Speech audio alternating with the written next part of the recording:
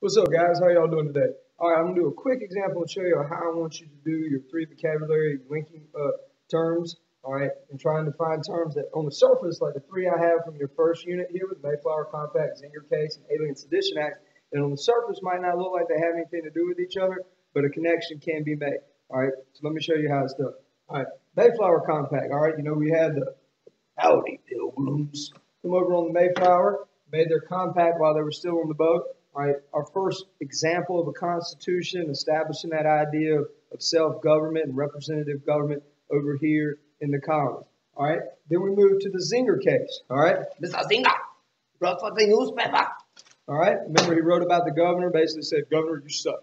All right, got locked up for it, had a trial. All right, was later found innocent based off the fact that he told the truth, helped establish that idea of freedom of the press.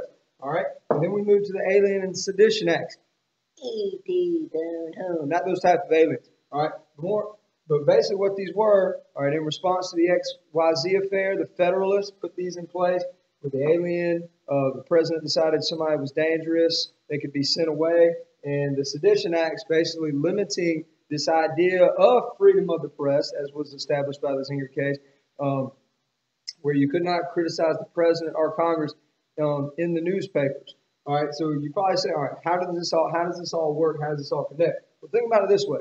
All right, if we hadn't come over in the first place, obviously, with the Mayflower Compact and establishing that idea of representative government and self-government, all right, when it came to the Zinger case, we probably would not have had the idea that we should be able to make our own decisions and for us to be able to have the freedom to criticize public officials. All right, unlike what probably would have happened in Europe, Mr. Zinger, where they'd probably be like, oh, you dead. So Mayflower Compact ties to the Zinger case there and the ideas of self-government, that freedom, all right, to make decisions. All right. Well, then we move to the Alien and Sedition Act. Well, obviously, the sedition part is more of what ties to this. All right, the Zinger case, Federalists realizing that based off the Zinger case, this freedom of the press could be dangerous because of criticism of them. They want to limit the power of the Democrat and Republicans, then they need to potentially limit the freedom of the press. All right, so without the Mayflower Compact, you probably don't have the Zinger case because people don't feel they have that freedom to do so.